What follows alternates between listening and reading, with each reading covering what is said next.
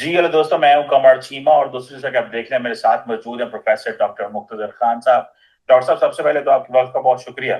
Thank you very much कमल साहब। आपके सुनने वालों को मेरा सलाम, नमस्ते, सत श्री अकाल, वनक्कम। Thank you. डॉक्टर साहब, इस वक्त सबसे बड़ा जो फॉरेन पॉलिसी इशू चल रहा है वो तो मिडल ईस्ट में क्राइसिस है। ज्यादा डिस्कशन तो होनी थी कि नरेंद्र मोदी जा रहे हैं G7 और बहुत कुछ होगा, लेकिन वो क्रोशिया और साइप्रस में रुकते जा रहे हैं। लेकिन असल अटेंशन G7 को मिलेगी बिकॉज वहां सारे ग्लोबल लीडर्स इकट्ठे हो रहे हैं। लेकिन आज मैं सिर्फ बात करना चाहता हूँ मिडल ईस्ट के ऊपर। जी। आप कैसे देखते हैं जो इसराइल ने रिस्पॉन्स दिया है? पहले तो ये जरा बताएं कि किस जंग में ये मुमकिन होता है कि पहले 10 मिनट में टॉप जनरल्स जो हैं वो एलिमिनेट कर दिए जाएं। ये ईरान की क्या कमजोरी है कि टॉप जनरल्स इतने वल्नरेबल हैं?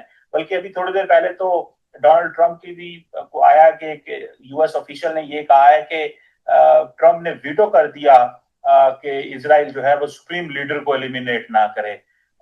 एक तो इस पे कमेंट करें, और दूसरा ये जो 2-3 दिन में हमले किए हैं इसराइल ने ईरान पे और ईरान ने इसराइल ने, what do you make of that as well, doctor साहब? देखिए, ये जो जंग चल रही है ना, मैं इसकी मिसाल देता हूँ आपको। इमेजिन करें कि दो फौजी लड़ रहे हैं। एक फौजी है जिसके पास सिर्फ तलवार है, और फिर एक फौजी है जिसके पास तलवार भी है, ढाल भी है और आर्मर भी है। हम्म? तो जैसा कि ईरान के पास रॉकेट्स हैं, मिसाइल्स हैं, ड्रोन्स हैं, और कुछ नहीं है। एयर डिफेंस सिस्टम तो है ही नहीं। मतलब 2.5 2.5 घंटे फ्लाई कर रहे हैं F-35 ईरान की एयर स्पेस में। सोचिए आप, 2.5 घंटे में एक F-35 कहाँ से कहाँ चले जा सकते हैं, यानी पूरा वो पूरा फिर रहे हैं all over the things, they are identifying targets. और इंटेलिजेंस का भी बहुत सपोर्ट मिल रहा है उनको। एक ब्रिटिश डिस्ट्रॉयर को ईरान की जो नेवी शिप्स थे और ड्रोन्स ने उसको वो ढकेला, वो री गाइड कर रहे थे इनके मिसाइल्स वगैरह। तो इसराइल के पास एयरफोर्स है, ऑफेंसिव कैपेबिलिटी है, जो मैं तलवार कह रहा हूँ, फिर ढाल भी है उनके पास। मतलब दे हैव डिफेंसिव कैपेबिलिटीज। फिर उसके बाद आयरन डोम भी है, आर्मर भी है। ईरान के पास वो सारी चीज़ें नहीं है। It has only one capacity. और शुरू में ही पहले ही दिन अ, ईरान इसराइल ने एक बहुत ही ज़बरदस्त ऑपरेशन किया, जिसमें उसने ईरान के अंदर से ड्रोन्स लॉन्च किए, जैसा यूक्रेन ने रशिया में किया था। तो वो जो ड्रोन्स उन्होंने लॉन्च किए, वो दो चीज़ें किए। तो एक, जो ईरान की एंटी एयरक्राफ्ट जो उनके पास जो हथियार थे, वो उनको वहीं पे मार दिया। दूसरा, जो मिसाइल लॉन्चर्स थे, उसको भी ड्रोन से मारा उन्होंने शुरू में। इसलिए ईरान कई घंटों तक जवाब नहीं दे सका था पहली बार, बिकॉज एक तो एक उनके जनरल्स मर गए थे। फिर उसके बाद दे वर डूइंग दिस। तो अब उसका जरा थोड़ा कॉम्प्लेक्स एक्सप्लेनेशन है कि वो जनरल्स जो मारे गए, उसमें एक चीज़ ये है कि there is a conspiracy theory going around के ट्रम्प और नेतन्याहू ने मिलकर ईरान को बेवकूफ़ बनाया, ये कहकर के मस्कत में जो आज संडे को जो नेगोशिएशंस होने वाले थे स्टीव विटकॉफ और अब्बास अराक्ची के बीच में, उसमें अगर ईरान अग्री नहीं होता तो ज़ीरो एनरिचमेंट के लिए, पूरा बंद करने के लिए, तो उसके बाद अटैक होगा। So the way Trump was talking, और इन्होंने जो बिल्डअप किया कि नेतन्याहू और ट्रंप के बीच में इख्तलाफ हो चुका है, ये सारा का सारा, उससे दे फील कि Iran was under the impression कि अटैक अब नहीं होगा, संडे के बाद होगा, और वो भी अगर हम अग्री ना करें टू, मतलब वो डिमांड कर रहे थे ना, मिनिमम 3-3.5% कुछ वो एनरिचमेंट करना चाह रहे थे। और ट्रम्प का डिमांड है कि पूरा का पूरा एनरिचमेंट प्रोग्राम ख़त्म करें। सो दे फील के एक, दे वर कॉट बाय सरप्राइज, कि दे डिडंट एक्सपेक्ट कि अटैक अब आएगा। हालांकि मीडिया वाज आल्सो सेइंग कि एनी टाइम नाउ अटैक हो सकता है, but they expected that on Monday. और जो दूसरी चीज़ ये है कि देखिए, ये सारे मुसलमान मुल्कों का ये प्रॉब्लम है कि वो सबसे कम इज्जत अपने सिटीजन्स की करते हैं, और सबसे ज्यादा ब्रूटली वो अपने ही सिटीजन्स हैं। ये थोड़ा सा पर्दा दुपट्टा हट गया, उसको मार डाला। मतलब ये क्या जहालत है। तो पब्लिक में ये, that means there are so many people who in Iran जो इससे बेजार हो चुके हैं, इस रिजीम से, कि इसराइल ने बाकायदा एक ज़बरदस्त इंटरनल नेटवर्क बना लिया है, जासूसों की से लेके कोलैबोरेटर्स की। तो सोचिए आप, वो कैसा लॉन्च कर सकता है ड्रोन्स ईरान के अंदर से, unless it has local support. एक वो, दूसरी चीज, आपने हानिया को जो इन्होंने मारा था, वो बम तो 3 महीने पहले रखा गया था ना उस कमरे में। तो पहले तो सोचिए आप, इसराइल को एक्सेस कैसा मिलता, आईआरजीसी का गेस्ट हाउस है। सोचिए आप, उसमें आईआरजीसी के गेस्ट हाउस में अंदर जाके वो बम, और बम के सामने it's not just a bomb, they had to identify the guy कि टारगेट है या नहीं उस कमरे में। So there was some sophisticated technology का इस्तेमाल, ये सारे। तो इसमें तो कोई कंपटीशन ही नहीं है, मतलब देयर इज नो कंपटीशन। इन्होंने थोड़े चीज़ें, जो सेकेंड रात को एटलीस्ट आईडीएफ के हेडक्वार्टर्स को मारा ईरान ने, और फिर 2-3 मिलिट्री इंस्टॉलेशंस को भी मारा, लेकिन नेतन्याहू के घर के करीब वगैरह कुछ भी नहीं। मतलब आप गूगल अर्थ लेके मारे हैं। मतलब अगर आपके पास टेक्नोलॉजी नहीं है तो गूगल अर्थ तो फ्री में मिलता है, there are lots of free satellites, उससे तो लेके सो आई थिंक के टेक्नोलॉजी में पीछे रह गए, देर इज नो डाउट, और इंटेलिजेंस कैपेबिलिटीज में भी पीछे रह गए। They are not able to compete with Israel, इसमें तो सवाल नहीं है। दूसरा, एयर डोमिनेंस तो कर लिया है इसराइल ने। सो मतलब इतना बुरा हाल है मेरे एस्टिमेट से कि Israel can hit eight will की बात है, जब चाहे जब वो बम कर रहा है, जहां चाहे वहां कर रहा है, राइट। और फिर ये जो लोकल सपोर्ट से उनको ये भी इंटेलिजेंस मिल गई कि कौन से बेसमेंट में ये सारे के सारे मिल रहे हैं। आप सारे अंडे एक बास्केट में डाल के रखे। कैन यू इमेजिन, टॉप 5 लोग एक जगह बैठे, इनको जूम नहीं आता। आई मीन, मुझे, मैं तो फौजी नहीं हूँ, मैं ना इंटेलिजेंस में काम करता हूँ, ना मैं कब, मुझे समझ में आ जाता है कि मोमेंट ऑफ क्राइसिस में मैं अपनी बेगम को कहता हूँ let's be drive in different cars यार। तो ये तो सिंपल सी चीज़ ये है कि आप अलग अलग बेसमेंट में बैठ के जूम से बात करते। मतलब they, I am sure they have other technology जिससे आप वो बात कर सकते हैं। एक जगह कैसा बैठ जाते हैं आप, specially in situation like this. So they were outsmarted, इसमें कोई बात है। अब ये और बात है कि ईरान हैज़ कैपेबिलिटी जिसका वो डेमोन्स्ट्रेट कर रहा है। मुझे नहीं लगता कि पिछले 50-60 साल में इस तरह की बमबारी तेल अवीव पे हुई है जिस तरह इन्होंने की है। और बास फोटोग्राफ्स देखिए आप, लिमिटेड हैं, लेकिन it is looking like Gaza.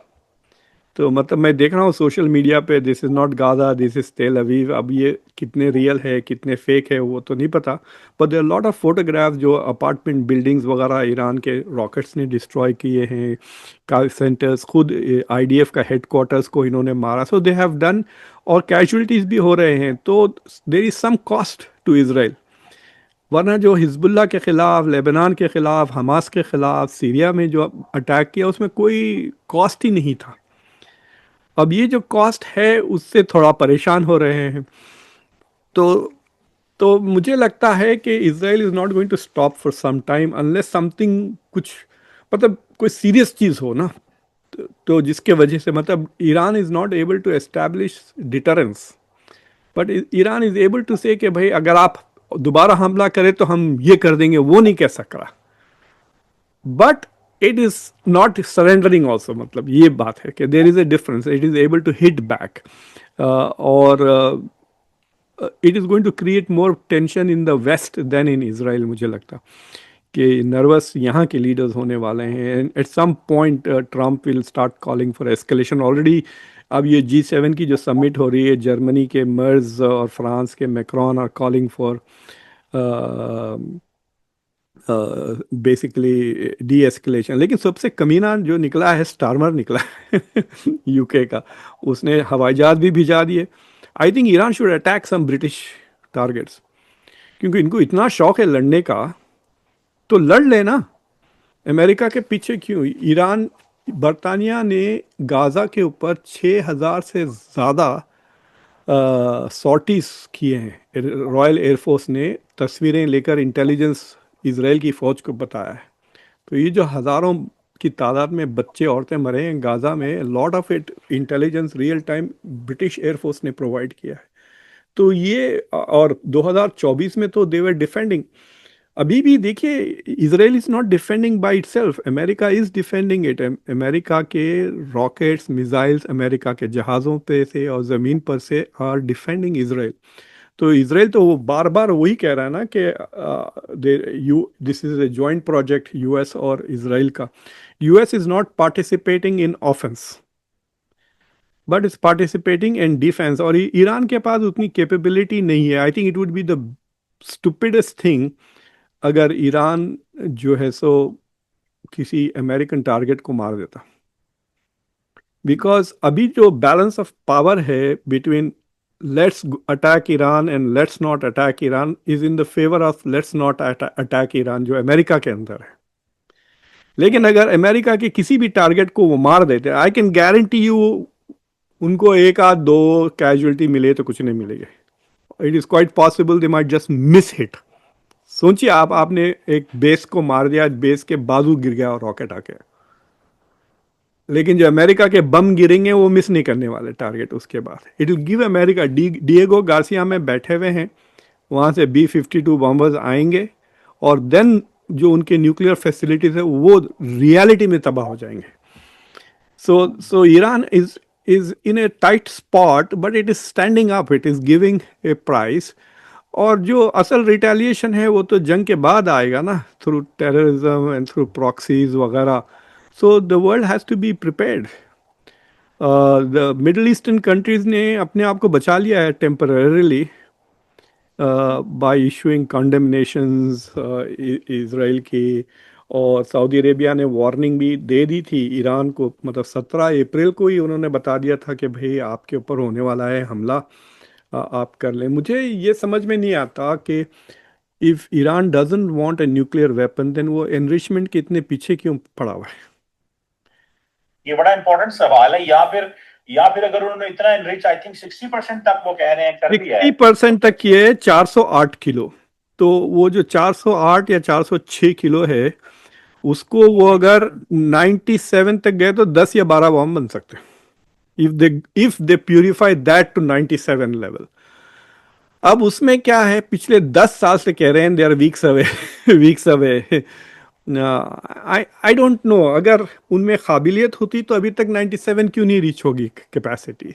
समझ रहे ना आप. Like why didn't they achieve it to purify. और सो वो लॉजिक मुझे समझ में नहीं आ रहा. अगर उनके पास कैपेसिटी थी then they should have had nuclear weapons. आपने देखा होगा एक बीच में फेक न्यूज़ निकली थी कि Iran is going to test a nuclear weapon tonight कहकर. मैं आपको इतना तो गारंटी दे सकता हूं अगर ईरान एक न्यूक्लियर वेपन टेस्ट कर लेता तो ये हमला नहीं होता. हाँ जी, एब्सोल्युटली. और अगर वो करता, मैं तो हमारे यहाँ भी पाकिस्तान और भारत के बीच में भी डॉक्टर साहब, there was back in 1987 Pakistan conducted एक ऑपरेशन, आई थिंक इंडिया ने कंडक्ट किया था, ऑपरेशन ब्रेस्ट अटैक. तो हाँ, ब्रास टैक्स था. हाँ, ब्रेस्ट अटैक था. और पाकिस्तान को जब पता चला कि इंडिया जो है वो, Bahawalpur is a place in Pakistan जो सबसे थिन एरिया है पाकिस्तान का, और वहां पे ये डेजर्ट एरिया में एक्सरसाइज करने हैं, but the purpose is to cut Pakistan. ये उस वक्त 1986-7 की बात है. तो एट दैट टाइम मुझे याद है कि एक इंडियन जर्नलिस्ट होते थे, फॉरगॉट हिज नेम, बड़े मशहूर थे, बुजुर्ग, बहुत हो गए हैं. उन्होंने मुशाहिद हुसैन सैयद जो है, पाकिस्तानी एक जर्नलिस्ट हैं, वो मुस्लिम अखबार के एडिटर थे, वो उनको लेके आए और उनको अब्दुल कदीर खान का इंटरव्यू करवा दिया और कहा that Pakistan has a capability. और वो बात एक भी पाकिस्तानी साइंटिस्ट ये कह रहे थे हमारे पास कोई ऐसी वैसी कैपेबिलिटी है. Kuldip Nayar, they used to be an Indian journalist, you remember Kuldip Nayar. हाँ, So, वो he used to write in Pakistani newspapers as well. तो उसको इंटरव्यू दिया उस वक्त, 87 की बात बता रहा हूँ. और सुनने में आया कि फिर वो उन्होंने प्लान तक कर दिया, सोचा कि that is not the wise move. So the point here is, जो आप कह रहे हैं कि आप पहले ही डेटरेंस दिखा दें और कर दें. और आपका सवाल बहुत सेंट्रल है कि भाई अगर आपके पास है कुछ नहीं तो भाई बता दो दुनिया को, ये तुम किस तरफ लगे पड़े हो. डॉक्टर साहब, इसके आगे चलें जरा. जो इंपॉर्टेंट चीज थी कि why Israel thought we should attack Iran. आपको क्या लगता है, जो ईरान की प्रॉक्सीज थी वो तो हो गई खत्म. और देखें पूरे के पूरे हमले में देयर इज नो वन. देखिए ईरान की जो सपोर्ट है प्रॉक्सी से आती थी, और हमास और हिजबुल्लाह हो गई खत्म, कमजोर, डिसइंटीग्रेटेड, खत्म, उनका तो स्ट्रक्चर ही कहीं नहीं है।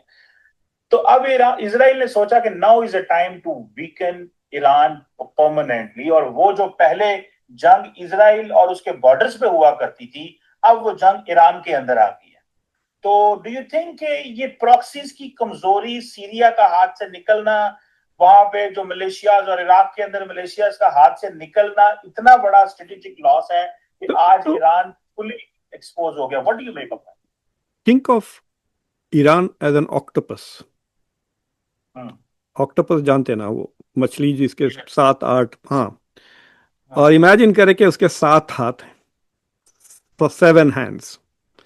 एक हिजबुल्ला, दूसरा हमास, तीसरा हूतीस, चौथा सीरिया, पांचवा लेबनान, छठा बैलिस्टिक मिसाइल्स, सातवां न्यूक्लियर वेपन्स।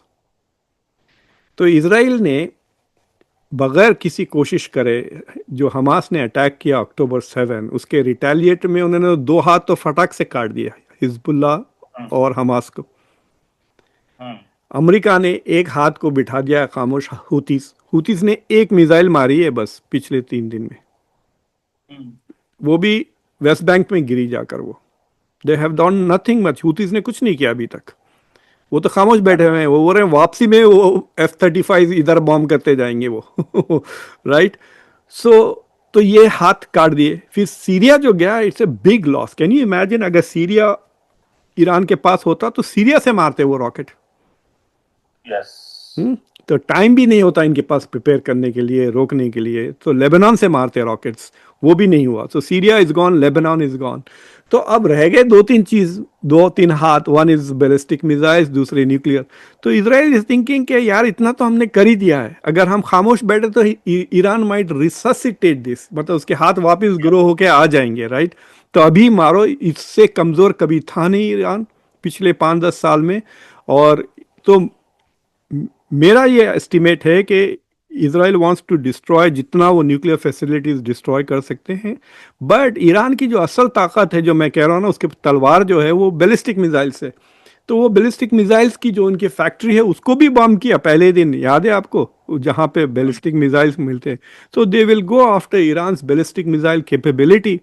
और वो समझ रहे हैं कि अगर हम इनके जो रिजीम के बंदे हैं अगर उसको भी मार दें तो क्या पता पब्लिक रिवोल्ट करके रिजीम ही कोलैप्स हो जाए।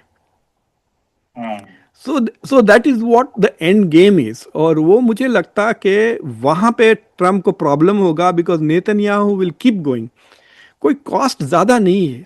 तो वो गया था एक जगह जहां पे रॉकेट गिरा है ईरानियन, और कह रहा था imagine if this was with an atom bomb.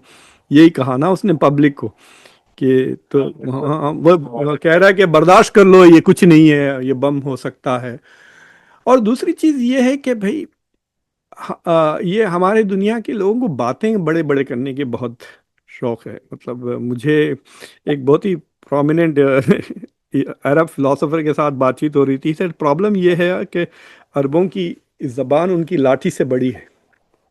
तो ईरान भी हम नस्तो नाबूद कर देंगे, आपको मैप से मिटा देंगे। अरे भाई बोल के क्या फायदा, करके दिखाओ ना कुछ।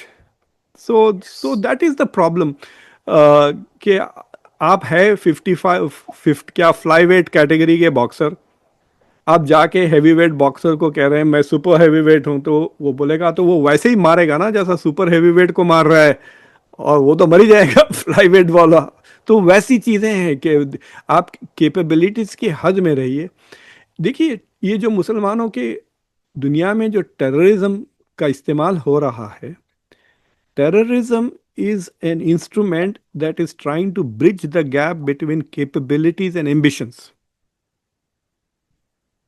आपकी जो एम्बिशंस है आपकी कैपेबिलिटी से बहुत ज्यादा है, तो rather than working on the capabilities आप शॉर्टकट मार रहे हैं, विच इज टेररिज्म। ये वेस्ट नहीं कर रहा है, because they have the capabilities and उनके जो गोल्स हैं they are within their capabilities. समझ रहे हैं ना आप?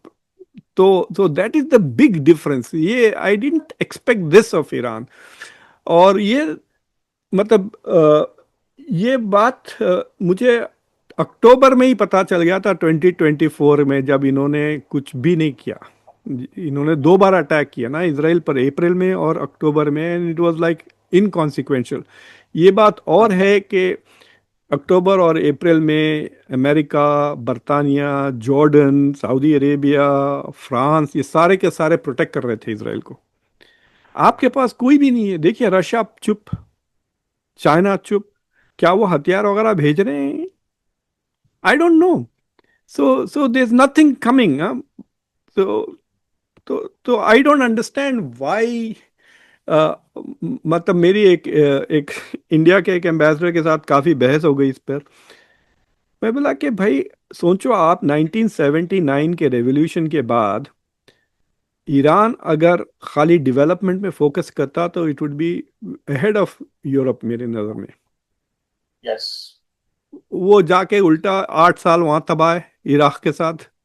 हाँ। फिर उसके बाद सलमान रश्दी के पीछे सैंक्शंस लगे। मुझे लगता है कि सलमान रश्दी का फतवा must have cost them trillions of dollars in trade वगैरह। इन्वेस्टमेंट्स आते, तरक्की हो जाती, और एंगेजमेंट हो जाता, इंटीग्रेशन हो जाती, इकोनॉमिक इंटीग्रेशन दुनिया के साथ। और क्या मिला? मतलब like this should be a lesson to a lot of revisionist states के भाई, ये चाइना के लिए भी ये सबक है कि do not act before your capabilities, वरना ऐसी पिटाई हो। यही कहते हैं डॉक्टर साहब, क्या ख्याल है? आई डोंट नो। कल पंगे, कल जापानीज एयरफोर्स को जाके पंगे कर दिए, देखा आपने? 50 फीट के अंदर आ गए थे जापानीज एयरफोर्स के। Japanese very upset about it. और फिर वो अब G7 में काफ़ी सीरियस डिस्कशन होने वाले हैं। Japan is trying to triple its defence budget, triple करने वाला है डिफेंस बजट, सोचिए आप। मतलब वो और फिर अब बरतानिया 3% करने पे तुला हुआ है डिफेंस बजट। सो ये जो छोटे छोटे यूरोपियन मुल्क हैं उनके 50-50 बिलियन डॉलर के डिफेंस बजट्स हैं। So if they start going up, सोचो आप। सो फॉर एग्जांपल ब्रिटेन की जो जीडीपी है it is about 3.5 trillion dollars. अगर वो 2% कर दिया तो 70 बिलियन डॉलर हो जाता है ना। इंडिया के उतना हो जाएगा ब्रिटेन का भी बजट। तो जर्मनी को ले लें आप, फ्रांस को ले लें, ये सारे मुल्क मिलके their budget will be more than Iran. America अलग है, जापान अलग है, आप इन सब से पंगे करेंगे? हाँ। नहीं, बात तो सही है कि आपकी बात सही है कि आपने बड़ी खूबसूरत बात की डॉक्टर साहब कि कैपेबिलिटी एंड एम्बिशंस एम्बिशंस जो है वो यूरोप की और मुसलमान दुनिया के जो है वो एक जैसे ही होंगे, लेकिन उन्होंने फोकस किया साइंस टेक्नोलॉजी तालीम, और इधर ये फिर शॉर्टकट मार रहे हैं। शॉर्टकट में फिर 9/11 के बाद सारे पकड़े गए हैं और पहले हमें इस काम पे लगा दिया गया। मतलब मतलब ये जहाज सिंपल बात है, आपकी तनख्वाह में साइकिल आती और आप कार के ख्वाब देख रहे हो, तो सॉल्यूशन एक ही है ना कि किसी की कार चुरा लें। यही करेंगे आप। राइट। यस। तो yes. Rather than working on improving your पे ताकि आप मोटरसाइकिल खरीद सकें, आप चुराने पे तुले जाओगे। That is what is the problem. I think capabilities और एम्बिशंस में बैलेंस होनी चाहिए। डॉक्टर साहब, हमारे पाकिस्तान में एक इस वक्त बात की जा रही है कि इंडिया ने पाकिस्तान पे हमला किया एंड देन पाकिस्तान ने हमला किया and Pakistan restored the deterrence. ठीक है। तो अगर ईरान उस लेवल पे हमला करे कि इसराइल की वो तबाही हो कि वहां पे शॉक एंड आ हो, तब जाके ईरान इसराइल चुप करेगा। तो डू यू थिंक कि इसराइल ईरान इस लेवल की तबाही कर सकता है? बड़ा झिझक झिझक के अटैक कर रहे हैं। पहली रात बड़ा हल्का अटैक था, दूसरी रात थोड़ा सख्त है, आज रात पता नहीं क्या करते हैं। झिझक झिझक के अटैक कर रहे हैं, डरते हैं या कॉम्प्रोमाइज हो चुके हैं? देखिए, जहां तक कि मेरी नॉलेज है, ईरान 50 से ज्यादा बैलिस्टिक मिसाइल्स बना नहीं सकता हर महीना, सिर्फ 50 बना सकता है, और उसके पास स्टॉक पाइल्स है 2000 के। ओके। तो अब जो सैचुरेशन पॉइंट है, अगर आप 50-60 रॉकेट्स अगर फेंक रहे हैं तो वो इजीली रोक लेगा इसराइल। अगर आप रोज 50-50 भेजते हैं, साल भर भेज लें, वो रोकते, you are not going to hit anything. तो वो जो अक्टूबर में जो अटैक हुए थे 2024 में, अक्टूबर में जो 300 भेजे थे, Iran was trying to find out के सैचुरेशन पॉइंट क्या है। Right. So I am assuming कि now they have some idea कि सैचुरेशन पॉइंट क्या है। तो वो पहले सस्ते और बेकार से ड्रोन्स फेंकेंगे, उसके पीछे बैलिस्टिक मिसाइल्स आएंगे, and they should mix it up, ताकि इसराइल को पता नहीं कि ये ड्रोन्स के साथ कोई सीरियस अटैक भी हो रहा है, so they have to block all of them. फिर वो सैचुरेशन पॉइंट हो जाएगा तो the rest of them will come in, right. लेकिन ये अगर सिर्फ इनके पास 2,000 स्टॉक पाइल है और रोज 200-200 मार रहे हैं, तो 10 दिन के बाद क्या करेंगे ये? क्योंकि महीने में तो 50 ही बनते हैं इनके पास, हम्म। राइट। सो अगर ये खींच के ले जाता है नेतन्याहू फॉर अनदर 15-20 दिन, तो आई थिंक ईरान के पास ना डिफेंस रहेगा ना ऑफेंस रहेगा। और सिर्फ ये S-400 क्यों नहीं ले सके रशिया से? दिए नहीं, सैंक्शंस मैंने कहते हैं। थे। S-300 है उनके पास, वो भी बहुत पुराने। भाई इनके पास पैसे कितने हैं सर, इनकी इकोनॉमी बहुत छोटी है। देखिए, इसराइल की जो इकोनॉमी है it is equal to UAE, 500 billion dollar की। ईरान की 500 बिलियन डॉलर नहीं है, मतलब it is very close to Bangladesh Pakistan in terms of its GDP, 300 400 500। बाज एस्टिमेट्स कहते हैं $1 ट्रिलियन के करीब है। देखिए, इट्स एन 80 मिलियन की आबादी है उनकी, और लेकिन it's they don't have the money. फिर वो अपने लोगों पे जुल्म करने में जो पैसे लगते हैं वो अलग है। They don't have the support from the full 100% of the population, जैसा इसराइल क्या है, right. So they don't have the resources, plus उसके ऊपर सैंक्शंस, प्लस इनके दूसरे प्रोजेक्ट्स चल रहे हैं, सबसे पंगे। कैन यू इमेजिन, हर मुल्क, नेबरहुड, पूरा नेबरहुड परेशान है, मतलब कुछ भी मदद नहीं मिल रही इनको। अगर इनके ताल्लुकात अरबों के साथ अच्छे होते तो इनको थोड़ा बहुत एड भी मिल जाती, हम्म। राइट। अभी तो कोई एड देने की हिम्मत भी नहीं कर सकता इनको।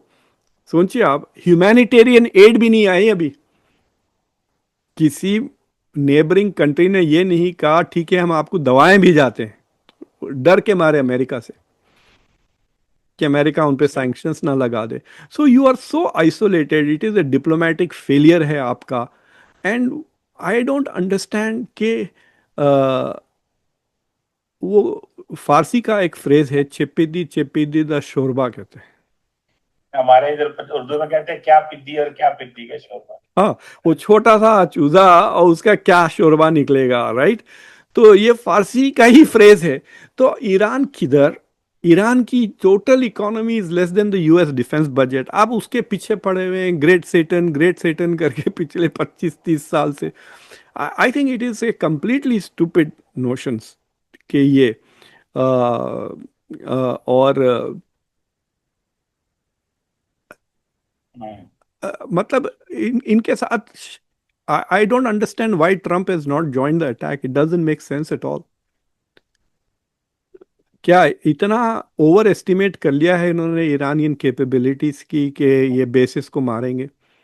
This is this is actually a good chance कि वो ईरान के सारे कैपेबिलिटीज खत्म कर दे सकते हैं between the US and Israel. अगर बरतानिया, अमेरिका और इसराइल मिलके मुसलसिल एयर बमबारी करे तो ये 500-500 हवाई जहाज इस्तेमाल कर सकते हैं वक्त वाहिद में। 13,000 है, 13,000 की एयरफोर्स है यूएस के पास। 2,000 से ज्यादा, हाँ, 2,000 से ज्यादा तो F-16 हैं। So they can do this if they want, right. कि but they have to pull forces from other places in, ये हर मतलब वहां से भी फिलीपींस से एक्सपोज हो जाएगा, चाइना को, ताइवान वगैरह। But the point really is के I don't understand what they are trying to achieve. मतलब डोमेस्टिक लेजिटिमेसी के लिए कर रहे हैं, और ये जितनी भी इडियोलॉजिकल स्टेट्स हैं ना, कमर साहब, और इसमें मैं इंडिया को भी गिन लेता हूँ कि बिकॉज गुड गवर्नेंस नहीं हो रही है, आप जो है सो इस तरह करते।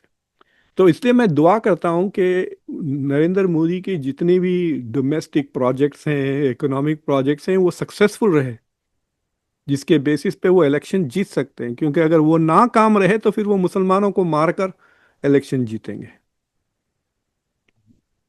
ही विल यूज ये हिंदू मुस्लिम जो आपके मंगलसूत्र ले लेगा कांग्रेस और मुसलमानों को दे देगा। यही कहा था ना मोदी ने 2024 में कि हिंदुओं की औरतों की मंगलसूत्र कांग्रेस पार्टी वो लेके मुसलमानों को दे देंगी। इतनी बेवकूफ पब्लिक है कि मान ली वो बात।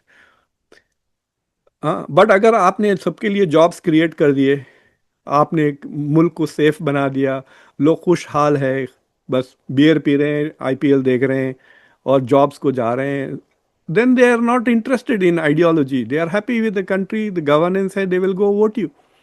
तो ये ईरान वीरान अपनी पब्लिक को भूखे मर रहे हैं, दवाएं नहीं मिल रही हैं सैंक्शंस की वजह से, फिर आप ये मिसाइल पे पैसा खर्च कर रहे हैं। अब हमास को ही देख लें, इतना बुरा हाल है गाजा का, इन्होंने हथियार बना के अक्टूबर 7 क्या अचीव किया मुझे बताएं, like what has Hamas achieved? खत्म हो गया। आज का दिन, वो हमला किया और आज का दिन आ गया। देखिए, मतलब उसने ना खुद डूबा, अब ईरान को भी डुबा दिया। अक्टूबर 7 नहीं होता तो ये सारी चीजें नहीं होते ना। उस रीजन में सिर्फ फायदा हुआ सीरिया का। हाँ, और चीन चेंज होगा। जी हाँ, मतलब सीरिया मतलब went from Shia control to Sunni control. बस वही एक है पॉजिटिव डेवलपमेंट कह सकते हैं आपके, सीरिया में कुछ चेंजेस आए और सैंक्शंस खत्म हो गया ना, सबसे इम्पोर्टेंट चीज़ ये है कि they are able to progress. But otherwise you can't see anything positive happening from October 7। जिन्होंने किया वो तो सब मर गए। जी, उनके प्लानर्स भी मर गए, उनके रिप्लेस करने वाले भी मर गए, सारा कुछ ही खत्म हो गया। या वरना अब तक तो उन्होंने तबाही मचा देनी थी हम हमास हिजबुल्लाह ने। अब मैं बताऊं इसके बाद नेक्स्ट इस तरह का करने वाला है, वो आपके पास से आएंगे वो बल्लोच। वो ये सबक नहीं सीख रहे, they are not learning this lesson कि हम इस तरह एक आध big, they are going to do something stupid and big, फिर उसके बाद फिर मरेंगे लोग। ये बलोच वाली बात डॉक्टर साहब समझ नहीं, क्या कहा आपने? द नेक्स्ट बिग बेवकूफी कौन करने वाला है? इस तरह हमास की तरह वो बल्लोच करेंगे देखना, उनको रैंप हाँ। अप हो रहे हैं वो, एस्केलेशन चल रहा है ना, steadily, it is not going down, it is escalating, at some point it is going, वो जाफर एक्सप्रेस तो हो गया एक, वो तो कुछ भी नहीं है, उससे एक बड़ा एपिसोड होने वाला है। That is the next point, फिर उसके बाद सारी दुनिया पड़ जाएंगी उनके पीछे, right? So none of this is, आप पिछले देख लिए 9/11 से लेकर अभी तक जो स्ट्रेटेजिक गोल्स थे टेररिज्म के, have they achieved any of that? Nothing. Iraq एक डेवलप्ड, मतलब ठीक है डिक्टेटरशिप थी, लेकिन इकोनॉमिकली तो डेवलप मुल्क था, वो तबाह बर्बाद हो गया। अफगानिस्तान का देखिए आप, वहां का वही है, कोई इंप्रूवमेंट नहीं, 20 साल अंडर ऑक्यूपेशन। भाई एक एक जनरेशन निकल गई ना आपकी under occupation. So I don't understand कि व्हाई यू आर, इसमें कुछ भी फायदा होने वाला नहीं है। पढ़ाओ अपने बच्चों को, मुल्कों को साफ करो। मैं एक आपको एक अजीब सा वाकया सुनाता हूँ। मैं एक बहुत बड़े इजिप्शियन लीडर के घर में गया हुआ था, एक डेलीगेशन को लेकर, जिसमें मेरी बॉस भी थी। तो अब वो विंटर में भी मुझे गर्मी होती है इन मुल्कों में। तो मैं अपना जैकेट निकाल के अपने हाथ पे रखकर उनके अपार्टमेंट में वो लेके जा रहे हैं। बहुत ही खूबसूरत अपार्टमेंट है, और वो 3-4 अपार्टमेंट खरीद के पूरा फ्लोर का उनका एक अपार्टमेंट था, मिलियंस ऑफ डॉलर्स का, कुछ 20-25 मिलियन डॉलर का। अब हम सीढ़ियां चढ़ रहे हैं, तो मेरी जो बॉस थी वो मुझे ढकेल रही है। मतलब मुझे समझ में नहीं आ रहा कि वो कुछ मुझे कहना चाह रही है कि पुश कर रही है। तो मैं उसको पलट के पूछा व्हाट्स अप। तो उसने मुझे कहा लुक एट द वॉल्स। इतनी गंदी थी वो दीवारें कि मेरा वाइट शर्ट खराब हो गया था। तो जब हम ऊपर गए तो मेरा पूरा वाइट शर्ट काला हो गया था, और ये $multi-million अपार्टमेंट बिल्डिंग है। तो मैंने उनसे पूछा भाई ये सफाई कब करोगे आप? फिर वो बालकनी से देखा कि नीचे कायरो इतना गंदा, दुनिया में उससे गंदा शहर मैंने देखा नहीं आज तक। तो मैंने कहा ये गंदा क्यों है? तो उसने मुझे जवाब दिया जब फलस्तीन का मसला हल हो जाएगा जब हम सफाई करेंगे।